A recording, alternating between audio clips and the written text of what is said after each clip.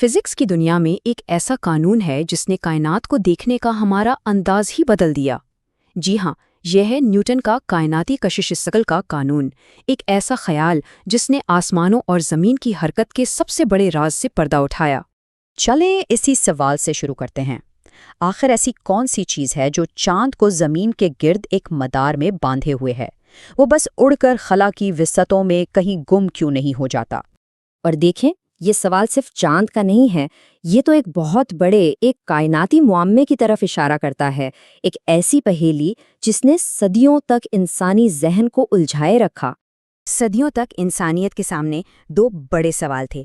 پہلا یہ کہ چیزیں ہمیشہ نیچے زمین کی طرف ہی کیوں گرتی ہیں، اور دوسرا آسمان میں یہ سیارے اور چاند یہ اپنے راستوں پر اپنے مدار میں آخر کیسے ٹکے رہتے ہیں۔ اور ایک طویل عرصے تک یہی مانا جاتا رہا کہ ان دونوں کے پیچھے بالکل الگ الگ اصول ہیں، مطلب زمین کے لیے قوانین کا ایک سیٹ اور آسمانوں کے لیے کوئی دوسرا ہی حساب کتاب۔ اور پھر سٹیج پر انٹری ہوتی ہے آئزیک نیوٹن کی۔ انہوں نے ایک اتنا شاندار اور سادہ جواب دیا جس نے ان دو الگ الگ سمجھی جانے والی دنیاؤں کو ایک ہی دھاگے میں پرو دیا۔ اور یہاں نیوٹن کی ذہانت چمکتی ہے۔ ان کا خیال کیا تھا؟ انہوں نے کہا کہ کائنات کا ہر ذرہ ہر دوسرے ذرے کو اپنی طرف کھینچتا ہے۔ اچھا، پھر سوال ہے کہ یہ کشش کتنی طاقتور ہے؟ تو نیوٹن نے بتایا یہ دو چیزوں پر منحصر ہے۔ پہلی چیز ہے کمیت یعنی میس، جتنا زیادہ میس اتنی زیادہ کشش، اور دوسری چیز ہے فاصلہ، جتنا زیادہ فاصلہ اتنی ہی تیزی سے یہ کشش کمزور پڑتی جائے گی۔ تو نیوٹن کا سب سے بڑا، سب سے انقلابی خیال یہ تھا کہ جس قوت کی وجہ سے ایک سیب درخت سے ٹوٹ کر زمین پر گرتا ہے نا، بالکل وہی قوت چاند کو زمین کے گرد گھومنے پر مجبور کرتی ہے۔ سوچیں، دو الگ الگ مسئلے اور جواب صرف ایک۔ تو چلیں اب اس پر اسرار قوت کو آسان لفظوں میں ڈی کوڈ کرتے ہیں، دیکھتے ہیں کہ اس کے دو اہم ستون یعنی کمیت اور فاصلہ آخر کام کیسے کرتے ہیں۔ سب سے پہلے بات کرتے ہیں کمیت کی، جسے ہم میس کہتے ہیں۔ بالکل سادہ لفظوں میں اس کا مطلب ہے کہ کسی بھی چیز کے اندر کتنا مادہ یا سٹف موجود ہے۔ اس سے کمیت کا کردار بالکل صاف ہو جاتا ہے۔ ایک چھوٹی سی چیز جیسے کہ سیب، اس کی کشش تقریباً نہ ہونے کے برابر ہے۔ لیکن دوسری طرف ہے زمین، جس کی کمیت اتنی زیادہ ہے کہ اس کی کشش بہت بہت ہی طاقتور ہے۔ تو سیدھا سا اصول ہے، جتنا زیادہ مادہ اتنی ہی مضبوط کشش۔ اچھا، اب آتے ہیں دوسرے اہم عامل پر، اور وہ ہے فاصلہ، یعنی دو اجسام کے مراکز کے درمیان کتنی دوری ہے۔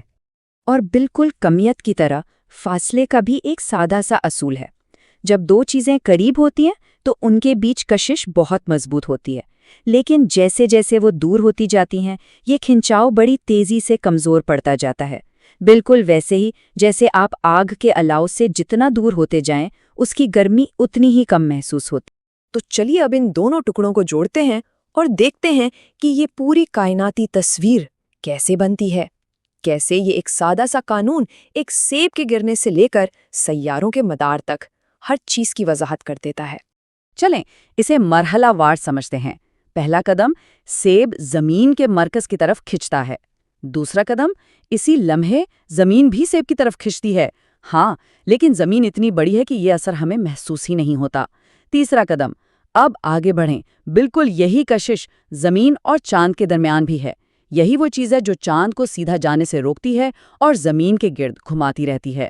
چوتھا قدم، اور پھر اس سے بھی بڑے پیمانے پر یہی کشش سورج اور زمین کے بیچ کام کر رہی ہے، جس کی وجہ سے ہمارا سیارہ اپنے مدار میں قائم ہے۔ دیکھا، یہ ایک ہی کائناتی قوت ہے جو ہر جگہ ہر لمحے کام کر رہی ہے۔ ذرا اس بات پر سوچئے، بارش کا ایک قطرہ زمین پر کیوں گرتا ہے؟ ایک سیارہ اپنے راستے سے کیوں نہیں بھٹکتا؟ اور یہاں تک کہ اربوں ستاروں والی کہکشائیں آپس میں کیسے جڑی رہتی ہیں؟ ان سب کے پیچھے صرف اور صرف یہی ایک قانون ہے۔ نیوٹن کے اس قانون کی دریافت صرف کوئی عام سائنسی کامیابی نہیں تھی، یہ وہ لمحہ تھا جس نے سب کچھ بدل کر رکھ دیا، واقعی۔ اسی ایک قانون نے کلاسیکل میکینکس کی بنیاد رکھی۔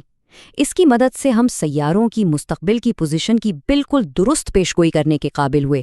یہاں تک کہ سیارہ نیپچون کی دریافت بھی اسی قانون کی بدولت ہوئی۔ سائنسدانوں نے یورینس کے مدار میں ایک غیر معمولی ڈگمگاہٹ دیکھی اور حساب لگا کر بتا دیا کہ وہاں کوئی اور سیارہ ہونا چاہیے، اور آج جب ہم خلا میں سیٹلائٹ بھیجتے ہیں ان کے راستے کا حساب کتاب بھی اسی قانون سے ہوتا ہے۔ سوچیں 200 سال سے بھی زیادہ عرصے تک یہ قانون کشش ثقل کی حتمی اور آخری وضاحت سمجھا جاتا رہا۔ اسی نے اصل میں کائنات کے بارے میں ہماری جدید سمجھ کی بنیاد رکھی۔ لیکن یہاں ایک بہت گہرا سوال پیدا ہوتا ہے۔ نیوٹن کا قانون یہ تو بتا دیتا ہے کہ کشش ثقل کیسے کام کرتی ہے، اور وہ بھی کمال کی درستی کے ساتھ، مگر یہ قانون یہ نہیں بتاتا کہ یہ کیوں کام کرتی ہے۔ ذرا سوچئے، کیا ہو اگر کشش ثقل کوئی قوت ہو ہی نہ بلکہ کچھ اور ہو؟